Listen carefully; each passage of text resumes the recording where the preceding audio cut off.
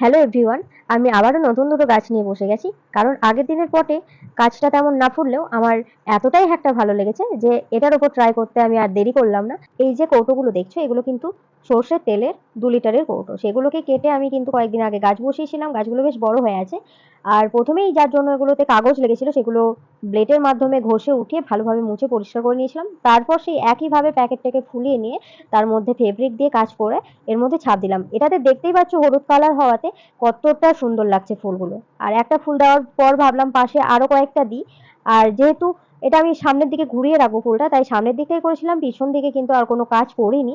Just দেখছিলাম যে জিনিসটা কেমন লাগে। তবে আজ তোমরাও বলো কেমন লাগছে। আগের দিনের থেকে কিন্তু এই হলুদ কালারের ওপর কাজটা আমার তো খুবই ভালো লেগেছে পার্সোনালি। তোমাদের কেমন লাগছে এটা কিন্তু আমাকে জানাতে ভুলো না।